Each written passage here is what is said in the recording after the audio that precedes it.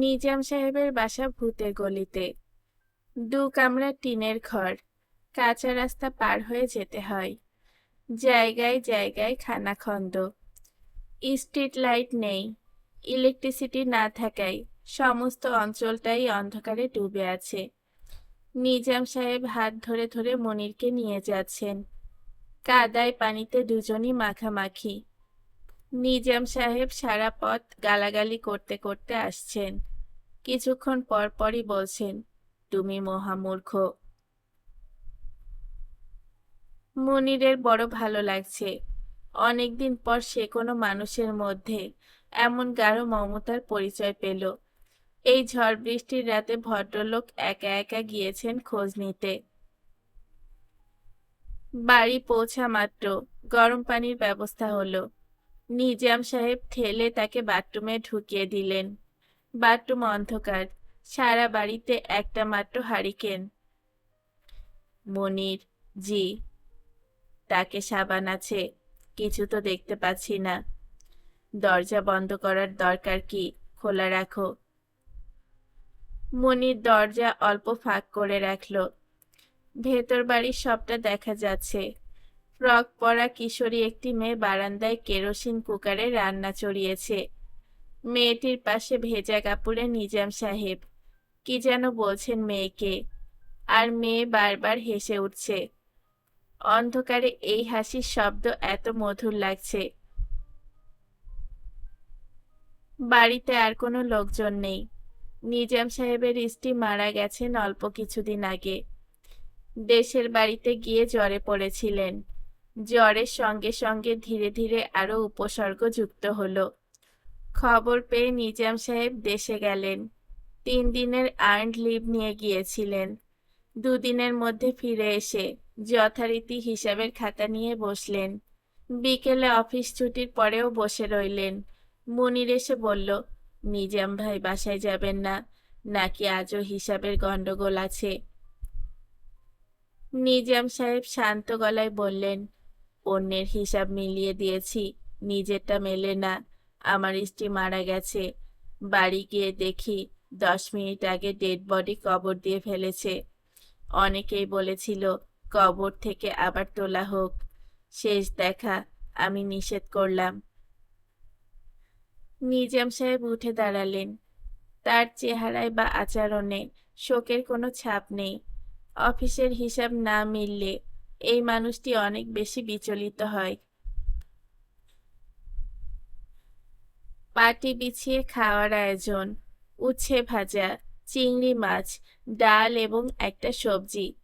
কিশোরী মেয়েটি খাবার তুলে তুলে দিচ্ছে। মেয়েটির মুখ গোলাকার, নাক ঈষৎ চাপা, তবু ভারী মিষ্টি লাগছে মেয়েটিকে। মেয়েটির কথাবার্তায় কোনো আড়ষ্টতা নেই, যেন মনিরকে সে অনেকদিন থেকেই চেনে। মেয়েটি মিষ্টি রিনরিনে গলায় কথা বলছে এবং খুব কৌতূহলী চোখে মনিরকে দেখছে। বাবা প্রায়ই এসে বলেন, আপনি নাকি বাবার হিসাব মিলিয়ে দিয়েছেন। প্রতি বৃহস্পতিবারে যাবার সময় বলেন, ছেলেটিকে দাওয়াত করব। আপনাকে বোধহয় আর বলেন না, নাকি বলেন আপনি আসেন না। মুনিরের কেন যেন লজ্জা লজ্জা করছে। 14-15 বছরের বাচ্চা একটি মেয়ে, তবু কেন মুনির সহজ হতে পারছে না। নিজাম ভাই, আপনার কি একটি মেয়ে? হ্যাঁ, বিনুর একটা বড় ভাই ছিল, জন্মের পরপর মারা গেছে। আপনার মেয়ে কি পড়ে? বিনু হেসে ফেলে বলল, আপনি বাবাকে জিজ্ঞেস করছেন কেন? আমাকে জিজ্ঞাসা করুন। আপনি এত লজ্জা পাচ্ছেন কেন? কি পড়ো তুমি? আই পড়ি। নিজাম সাহেব বললেন, আর পড়াশোনা হবে না, বিয়ে ঠিক হয়ে গেছে। এদেশে বিয়ের পরে মেয়েদের পড়াশোনা হয় না। মুনির বিনুর দিকে তাকিয়ে বলল, কোথায় বিয়ে ঠিক হয়েছে? বিনু আবার হেসে ফেলল, হাসি মুখে বলল, যে সব প্রশ্ন বাবাকে করা দরকার সেসব প্রশ্ন আপনি করছেন আমাকে, আর যেসব প্রশ্ন করা দরকার আমাকে সেসব করছেন বাবাকে। আপনি মানুষ এত অদ্ভুত কেন? তুমি কিছু মনে করো না। না, কিছু মনে করছি না। আপনার কি গরম লাগছে? গরম লাগবে কেন? গরম লাগছে না। ঘামছেন কেন? বিনুর প্রশ্নের সঙ্গে সঙ্গেই ব্যাপারটা ঘটল। চোখের সামনের জগৎ হঠাৎ ঘোলাটে হয়ে গেল। শব্দ অস্পষ্ট। ঘোলাটে আলোর তীব্রতা দ্রুত কমছে। কোনো শব্দ শোনা যাচ্ছে না। মুনির তলিয়ে যাচ্ছে শব্দহীন আলোহীন এক জগতে। শরীরের কোনো ইন্দ্রিয় কাজ করছে না। এই অবস্থায় কতক্ষণ ছিল মুনিরের মনে নেই। ঘোর কাটল। কিছু আলো সে দেখতে পাচ্ছে। দু একটা শব্দ কানে আসছে। মুনির ক্লান্ত গলায় বলল, পানি খাবো। এইমাত্র না পানি খেলে? আবার পানি কেন? সত্যিই খেতে চাও? মুনির স্পষ্ট করে তাকালো। সে একটা অচেনা বাড়ির বারান্দায় বসে আছে। তার সামনে বিনু। তার গায়ে ঘরোয়া ভঙ্গিতে হালকা নীল রঙের একটা সুতির শাড়ি পরা। বারান্দায় একটা পাটি পাতা। বিনু বসেছে পাটিতে। সে একটা চেয়ারে বসে আছে। এখন রাত। বারান্দায় চাঁদের আলো আছে। এই সত্যি সত্যি পানি চাও? যাই। বিনু উঠে গেল। এই বাড়ি কার? এই মেয়েটির সঙ্গে তার কি সম্পর্ক? জায়গাটা কোথায়? সে কিছুই জানে না। বছর খানিক আগে প্রথম যাওয়া হয়েছিল। এও কি তাই? তার কি দুটো জীবন? এই দুটো জীবনই কি পাশাপাশি চলছে? নাও, পানি নাও। মুনির যন্ত্রের মতো হাত বাড়ালো। ঠান্ডা কনকনে পানি। ও কি, গ্লাস হাতে বসে আছো কেন? এটা কোন জায়গা? এ আবার কিরকম কথা? কোন জায়গা মানে? এমনি বললাম। চলো শুয়ে পড়ি। আর কতক্ষণ বারান্দায় বসে থাকবে? মুনির যন্ত্রের মতো একটা ঘরে ঢুকলো। এটাই বোধহয় শোবার ঘর। বেশ বড়লোকের বাড়ি মনে হচ্ছে। সুন্দর করে সাজানো। দেয়ালে ৩-৪ বছরের একটা ফুটফুটে শিশুর ছবি। মেয়েটি বলল, শোনো, চট করে ঘুমিয়ে পড়বে না। বাবার চিঠির জবাব দিয়ে তারপর ঘুমোবে। আমার তো মনে হয় তুমি তার চিঠি পড়নি এখনো, নাকি পড়েছ? না। পড়ে শোনাবো? শোনাও। মেয়েটি ড্রয়ার খুলে চিঠি বের করলো।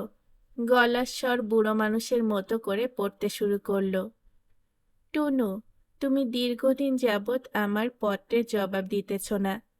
ইহার কারণ বুঝিতে আমি অক্ষম। একজন বৃদ্ধ মানুষের পত্রের জবাব দেওয়া সাধারণ ভদ্রতা। চাকরি এবং সংসার নিয়ে তুমি ব্যস্ত আমি জানি। দুনিয়ার সকলেই ব্যস্ত। কেহ বসিয়া নেই। তোমার মা বাতে আক্রান্ত। আয়ুর্বেদীয় চিকিৎসা চলিতেছে। তবে আমার ইচ্ছা তাহাকে ঢাকায় আনিয়া কোনো বড় ডাক্তারকে দিয়া দেখানো। ঢাকায় বাত রোগের জন্য নামী ডাক্তারের সন্ধান লইও। বৌমাকে আদর ও স্নেহ চুম্বন দিবে। তাহাকে অতি শীঘ্রই পৃথক পত্র দিব। ইতি। চিঠি পড়া শেষ করে মেয়েটি বলল, দেখলে তোমার ওপর কিরকম রাগ করেছেন? একটা চিঠি লিখতে কতক্ষণ লাগে বলো তো? কাগজ কলম এনে দেই। মুনির সেই প্রশ্নের জবাব না দিয়ে দেয়ালে টাঙানো ছবিটির দিকে তাকিয়ে বলল, এটা কার ছবি? মেয়েটি দীর্ঘ সময় মুনিরের দিকে তাকিয়ে রইল। তার চোখ ছলছল করছে। এই শিশুটি সম্ভবত তাদেরই, এবং খুব সম্ভব শিশুটি বেঁচে নেই। তার জন্য মুনিরের কোনো দুঃখবোধ হচ্ছে না, কারণ এই শিশুটিকে সে চেনে না। অতীতের কিছুই তার মনে পড়ছে না। সে দেখছে শুধু বর্তমান, এবং অদ্ভুত কোনো বর্তমান। এই বর্তমানের কোনো ব্যাখ্যা নেই। মুনির আবার বলল, ছবিটা কার? মেয়েটি তীক্ষ্ণ কণ্ঠে বলল, তোমার কি হয়েছে? ছবি কার জিজ্ঞেস করছো কেন? তুমি জানো না ছবি কার? বলতে বলতে মেয়েটি ফুঁপিয়ে উঠল। মুনিরের ঘোর কেটে গেল। সে আগের জায়গাতেই আছে। ভাত মাছ খাচ্ছে। বিনু মেয়েটি পাতে 1 চামচ ডাল দিল। নিজাম সাহেব বললেন, দই আছে? টক দই ডালের সঙ্গে মিশিয়ে খাও, ভালো লাগবে। বিনু বলল, দই কিন্তু বাবা নেই, বেড়াল মুখ দিয়েছিল বলে ফেলে দিয়েছি। ইস, আপনার বোধহয় খাওয়ায় খুব কষ্ট হলো। না, কষ্ট হয়নি। এমন দিনে বাবা আপনাকে নিয়ে এসেছে যে কোনো বাজার নেই, একটা ডিম যে ভেজে দেব সে উপায়ও নেই, ঘরে ডিমও ছিল না। আমার কিচ্ছু লাগবে না। আরেকদিন কিন্তু আপনি আসবেন, আসবেন তো? হ্যাঁ, আসবো। খবর দিয়ে আসবেন। আচ্ছা, খবর দিয়েই আসবো। আপনি কি পান খান? না। মুনির বারান্দায় হাত ধুতে গেল। বিনু সঙ্গে করে পানি নিয়ে এসেছে। এখন আর বৃষ্টি নেই, মেঘ কাটতে শুরু করেছে, হয়তো কিছুক্ষণের মধ্যেই চাঁদ উঠবে। শ্রাবণ মাসে চাঁদ অপূর্ব হয়, কে জানে আজ কেমন হবে।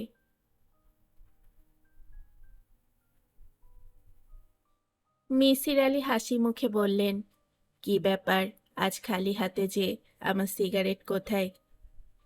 মুনির লজ্জিত ভঙ্গিতে হাসল। মিসির আলি বললেন, আজকালের মধ্যে না এলে আমি নিজেই উপস্থিত হতাম তোমার ওখানে। আমি কোথায় থাকি তা তো আপনি জানেন না। আগে জানতাম না, এখন জানি। শার্লক হোমসের মতো বুদ্ধি খাটিয়ে বের করেছি। শুনতে চাও? চাই। প্রথমে খোঁজ করলাম ইস্টার্ন মার্কেন্টাইলে, দেখা গেল এই নামে কোনো অফিস নেই। তুমি ভুল ইনফরমেশন দিয়েছিলে। ভুল দেইনি, আগে এই নাম ছিল, এখন নাম বদলেছে। যখন দেখলাম অফিস থেকে কোনো সাহায্য পাওয়া যাবে না, তখন পাড়ার ছোট ছোট পান বিড়ির দোকানগুলোতে খোঁজ করতে লাগলাম, কারণ তুমি সিগারেট খাও। এই সব দোকানগুলোতে তোমাকে একাধিকবার যেতে হবে। সিগারেট খাই কি করে বুঝলেন? আপনার সামনে তো কখনো খাইনি। তোমার পকেটে দেয়াশলাই দেখছি। তাছাড়া যে সিগারেট খায় সেই সাধারণত অন্যকে সিগারেট উপহার দেবার কথা ভাবে। দোকান থেকেই আমার খোঁজ পেলেন। হ্যাঁ। মনির, তুমি চা খাবে? হ্যাঁ, খাবো। তুমি কথায় কথায় স্যার বলো, আজ এখন পর্যন্ত একবারও বলনি কারণটা কি? স্যার, আমি চা খাবো। মিসির আলি উচ্চ স্বরে হেসে উঠলেন। তার মনে হলো ছেলেটি বেশ রসিক এবং সে সহজ হতে শুরু করেছে। যত সহজ হবে ততই তার জন্য ভালো। প্রচুর তথ্য দরকার, তথ্য ছাড়া এগোবার কোনো পথ নেই। তিনি নিজে কোনো তথ্য সংগ্রহ করতে পারছেন না, ছেলেটির ওপরই তাকে নির্ভর করতে হবে। আজ আমাকে কিছু বলবে মনে হচ্ছে। জি, বলবো। বাতি নেভাতে হবে? না। মুনির খুব সহজ ভঙ্গিতে নিজাম সাহেবের বাড়ির ঘটনাটা বলল। কেমন করে হঠাৎ পট পরিবর্তন হলো, সে সময় তার অনুভূতি কি ছিল, সবই সুন্দর করে গুছিয়ে বলল। শিশুটির দেয়ালে টাঙানো ছবিটির কথা, তার পানি চাইবার কথা, কিছুই বাদ দিল না।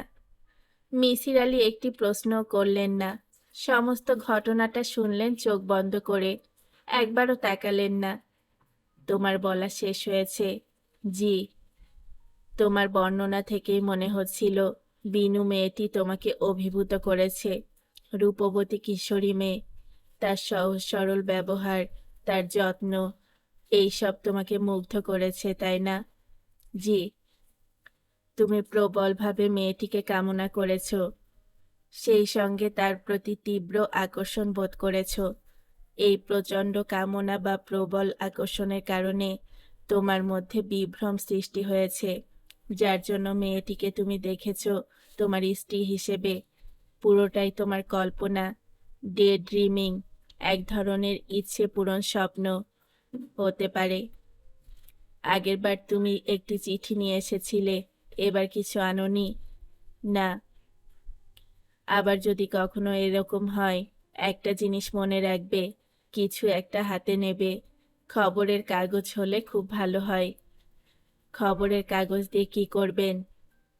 খবরের কাগজে একটা তারিখ থাকে, এই তারিখটা দেখব, তুমি তোমার জন্য একটা জীবনের কথা বলছো, মনে হচ্ছে দুটো জীবন পাশাপাশি চলছে। সেই জীবনের সময় এবং এই জীবনের সময়ও কি পাশাপাশি? তার মানে আপনি কি আমার কথা বিশ্বাস করছেন? না, করছি না, আবার পুরোপুরি অবিশ্বাসও করতে পারছি না। কিছু একটা দাঁড় করাতে হলে আমার প্রচুর তথ্য দরকার। সেই সব তথ্য আমার হাতে নেই। তবে তুমি যে গল্প বলেছ তার কাছাকাছি গল্প বিভিন্ন উপকথায় চালু আছে, তাই নাকি? হ্যাঁ, একটা শুধু তোমাকে বলি। এক লোক পুকুরে গোসল করতে নেমেছে, প্রচণ্ড ক্ষুধার্ত। গোসল শেষ করে বাসায় গিয়ে খাবে। পানিতে ডুব দিয়ে সে যেই উঠল, অমনি সে দেখে সব কিছু কেমন অন্যরকম লাগছে, সব অচেনা। সে নিজের দিকে তাকিয়ে দেখল সে নিজেও বদলে গেছে। সে এখন আর পুরুষ নয়, রূপবতী এক যুবতী। সে কাঁপতে কাঁপতে পানি ছেড়ে উঠে এলো। এক সওদাগর তখন তাকে দেখতে পেয়ে সঙ্গে নিয়ে গেল। সওদাগরের সঙ্গে তার বিয়ে হলো, 4টি ছেলে মেয়ে হলো। তারপর একদিন দুপুরে সে সবাইকে নিয়ে গোসল করতে এসেছে। পানিতে ডুব দিয়ে ওঠা মাত্র সে দেখল তার পরিচিত জগতে উঠে এসেছে। আবার সে পুরুষ। সে দ্রুত তার বাড়িতে গেল। স্ত্রী ভাত বেড়ে অপেক্ষা করছে। লোকটির মন গভীর বিষদে আচ্ছন্ন। বারবার 4টি পুত্র কন্যার কথা তার মনে পড়ছে। ওরা কোথায়, কেমন আছে, কি করছে কে জানে। হয়তো ব্যাকুল হয়ে তার মাকে খুঁজছে। মনির বলল, এটা তো উপকথা, সত্যি নয়। তা ঠিক, তবে সব গল্পের পেছনেই এক ধরনের সত্যি ব্যাপার থাকে। এর পেছনে কিছু না কিছু থাকতে পারে। আমি এই জাতীয় সব গল্প জোগাড় করেছি। প্যারালাল ওয়ার্ড জাতীয় যত বই পাচ্ছি পড়ছি। মনির ছোট্ট করে নিঃশ্বাস ফেলল। মিসির আলি বললেন, তুমি তোমার স্ত্রী হিসেবে যে মেয়েটিকে দেখেছ তার বয়স কি ফ্রক পরা মেয়েটির চেয়ে বেশি মনে হচ্ছিল? হ্যাঁ, হচ্ছিল। তোমার শোবার ঘরে জানালার পর্দা ছিল? হ্যাঁ, ছিল। পর্দার রং মনে আছে? জি না। ঘরের বিছানায় যে চাদর ছিল তার রং কি? আমার মনে নেই। তাহলে ব্যাপারটা স্বপ্ন হবারই সম্ভাবনা, কারণ শুধু স্বপ্ন দৃশ্যগুলোই সাদা কালো হয়। আমি কিন্তু দেখেছি ওই মেয়েটির পরনে নীল রঙের শাড়ি। নিজাম সাহেবের মেয়েটির পরনে নিশ্চয়ই কিছু ছিল, যে কারণে তুমি ভাবছো তোমার স্বপ্নে দেখা স্ত্রীর গায়ের শাড়িটি নীল। মনি চুপ করে রইল। মিসির আলি বললেন, নিজাম সাহেবের মেয়েটির গায়ে কি ছিল? ফ্রক বা কামিজ জাতীয় কিছু। তার রং কি ছিল? নীল। মিসির আলি অল্প হাসলেন, পর মুহূর্তেই গম্ভীর হয়ে বললেন, তোমার এই নিয়ে দুবার বিচিত্র অভিজ্ঞতা হলো। দুবারই তুমি ছিলে ক্লান্ত, বিরক্ত, হতাশ, তাই না? জি। এখন থেকে মাঝে মাঝে চেষ্টা করে দেখবে নিজ থেকে ওই জগতে যেতে পারো কি না। যখন একা একা থাকবে তখন চেষ্টা করবে ওই জগতে যেতে চাইবে, ইচ্ছা শক্তি প্রয়োগ করবে। জি আচ্ছা। কোনো একজন ভালো নিউরোলজিস্টকে দিয়ে তোমার ব্রেন ওয়েভগুলো পরীক্ষা করাতে চাই। আমি প্রফেসর আসগার নামে একজন নিউরোলজিস্টের সঙ্গে কথাও বলে রেখেছি। তুমি কি কাল বিকাল 5টায় একবার আমার কাছে আসতে পারবে? পারবো স্যার, কিন্তু স্যার নিউরোলজিস্ট তো অনেক টাকা নেবে। সেটা নিয়ে তোমাকে ভাবতে হবে না।